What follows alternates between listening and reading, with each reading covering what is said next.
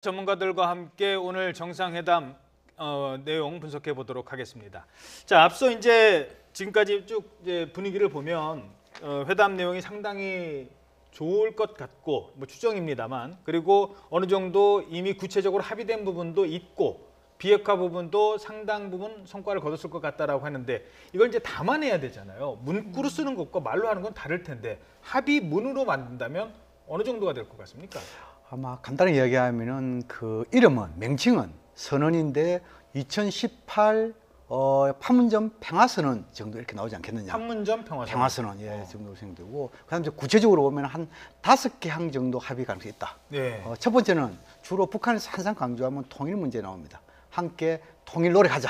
이런 거 하나 있을 거고, 두 번째는 뭐냐면 국제사회 관심이 가장 중요한 게 비핵화와 평화체제 아니겠어요? 이 부분은 2항에 나올 가능성이 있다. 여기에서 하나 더 우리가 기대 바람이 있다 하면 적어도 비핵화에 대한 하나의 행동 개시 하나 정도 나오면 좋지 않겠냐, 그런 생각이 들고, 세 번째는 아마 군사적 긴장 완화, 신뢰 구축 그런 차원에서 군사 당국 회담 개최 날짜 정도 잡을 것이고, 또 지금은 이제 김정은 위원장이 실향민, 탈북자 이런 것을 또 운운했단 말입니다.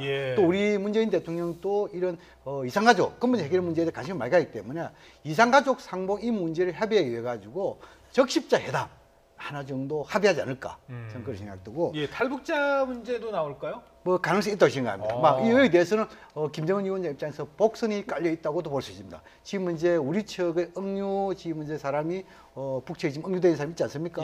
또 지금은 이제 북한 김정은 위원장이 기회 있을 때마다 이렇게 뭐 이산가족 이야기하면은 12명의 여자 종업원 빨리 그 소환해라 이런 이야기하고 있죠. 뭐 그런 표현은 안 썼지만도 탈북자 이야기하면 그러한 복선도 들어있다 이렇게 이해되고, 그 다음 이제 들어갈 것이 6.15와 8.15 행사 관련해 가지고 뭔가 민간급 뭐 예를 들어 가지고 이런 경축 행사랄까요? 이런 데에서 좀 합의하기 나올 것 같고, 마지막에는 차기 정상회담 날짜와 장소 박을 거 아닐까. 이런 상황에서 한 5개 내지 6개 정도의 합의 내용이 나올 것이다, 이렇게 전망해 볼 수 있습니다. 네, 그 합의문에 군사적 긴장 완화와 관련된 내용도 들어갈 것으로 보이는데, 지금 남북 군사 투톱이 다 왔는데 회담장에는 보이지 않거든요. 뭐 물밑에서 따로 협상을 벌일 가능성도 있습니까? 충분히 있다고 봐야죠. 그러니까 양 교수님이 말씀 이제 전반적으로 동의하는데, 결국 통일은 어렵더라도 남북 관계에서 통일 논의를 뺄 수가 없거든요. 6.15 공동선언 2항처럼 통일 방안에 대한 얘기가 아마 벙벙한 형태로도 들어갈 겁니다. 그 다음에 두 번째는 비핵화 부분에 대한 합의.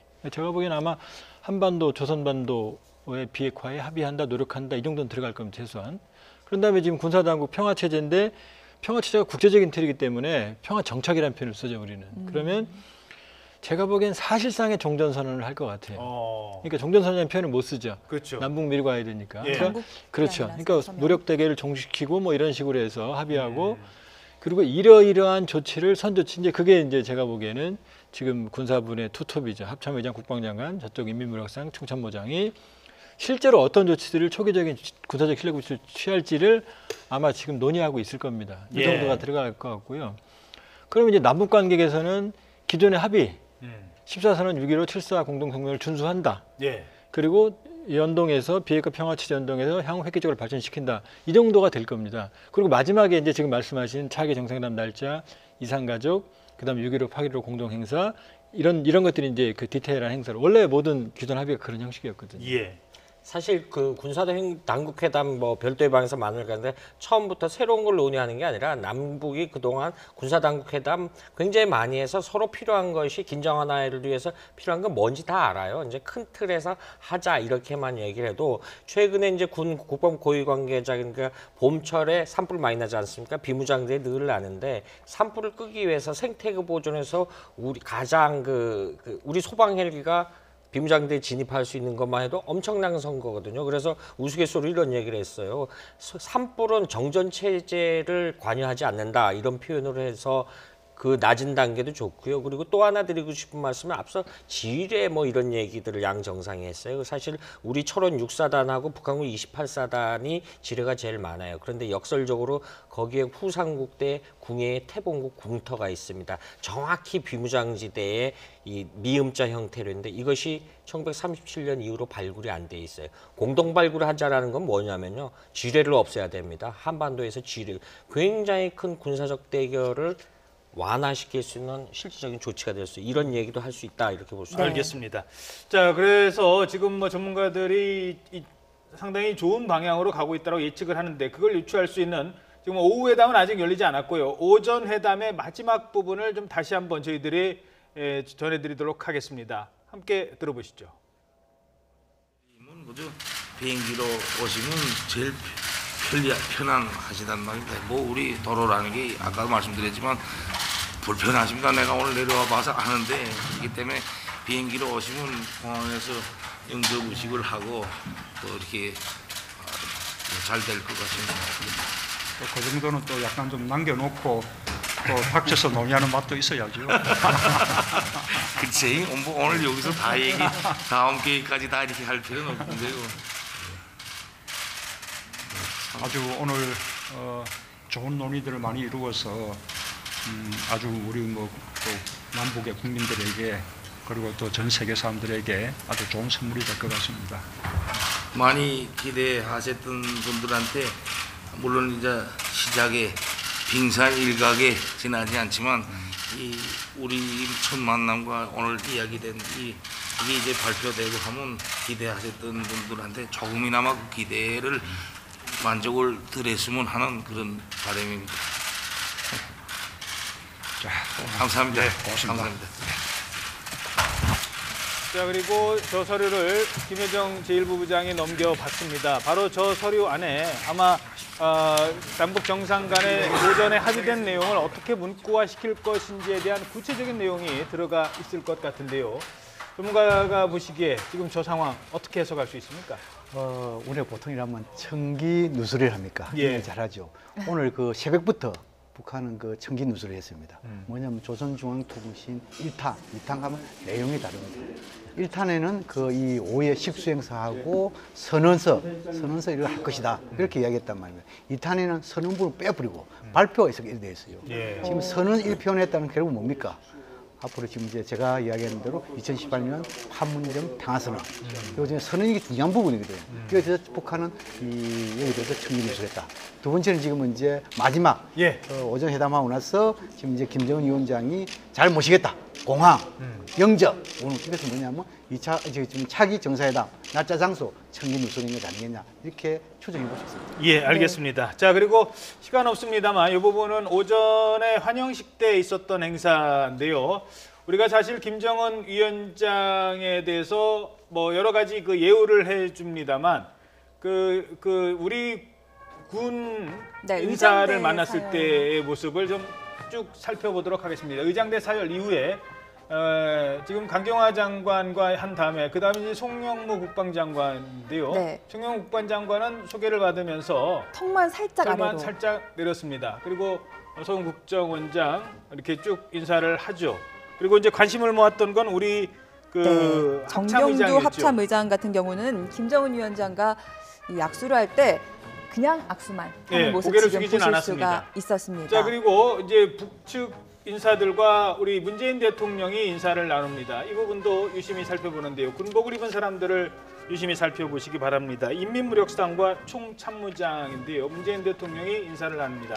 자, 김지한 기자가 네. 좀 설명을 좀 해주시죠. 일단 사실은 우리는 과거에 그 의장대 자, 지금 예. 거수경례를 거수경. 하고 있습니다. 지금 사실 파격이라고 할 수 있어요. 사실은 군 그 평안인 우리가 분단 체제인데 군 당국자 입장에서는 사실상 가상의 적들이거든요. 실제 위협이 되는 대치인데 상대 군 통수권자한테 북한한테 그 경례를 했다라는 건 두 가지 의미로 파격이지만 국가 대 국가 원수를 인정해 줄 수 있다라는 측면도 있을 수 있고요. 그럼에도 불구하고 왜 우리 정경도 합참의장은 거수 경례를 안 했을까라고 상당히 보수적 관점에서 볼 수 있죠. 우리 최근까지 미사일 쏘고 합참의장은 24시간 사실 군령권을 가진 사람이거든요. 우리는 그리고 사실 이 군복을 입으면 아무한테나 거수 경례를 안 합니다. 군 개통 통수권자한테 하죠. 쉽게 설명을 한 말씀만 드리면 우리 육해공군 별 4개 포스타들은요 국방차관한테 거수 경례를 안 합니다. 왜냐?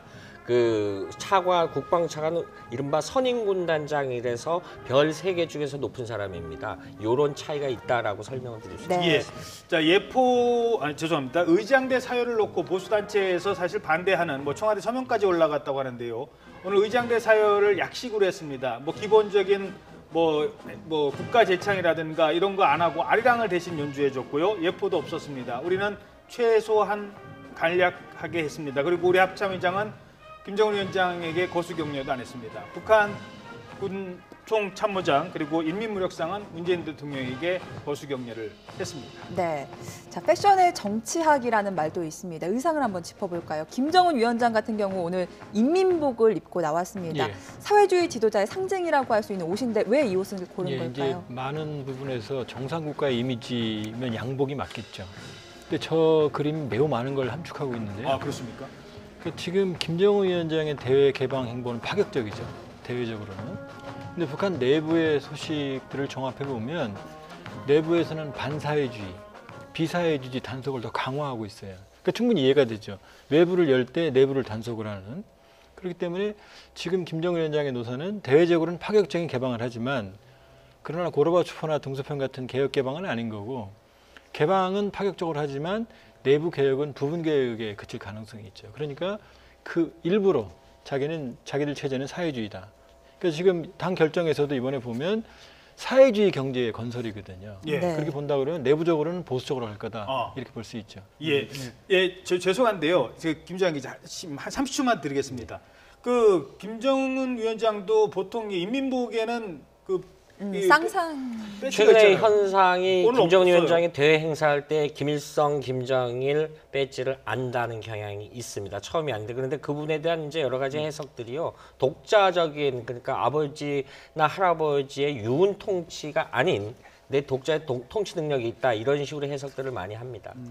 예.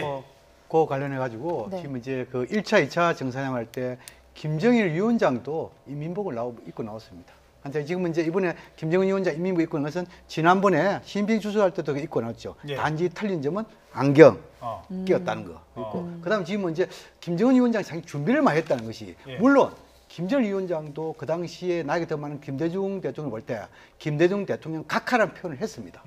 이번에 뭐냐면 또 이 김정은 위원장이 이 문재인 대통령보다 한 31살 정도 작잖아요. 예. 그런데 한상 보면은 예를 들어 가지고 무슨 덫이다. 뭐 예를 들어 평양냉면 드시면 좋겠다 이런 드시다는 높임말 쓰고 더 나아가지고 문재인 대통령이 해가지고 문 대통령님 자까지 썼단 말입니다. 이것은 뭡니까? 상당 부분 이건 회담에 준비를 했다. 이거 보이지 말고 또 상호 존중 이런 차원의 뭔가 준비성도 보이는 것이 아니냐 이렇게 해석해 볼 수 있습니다. 알겠습니다.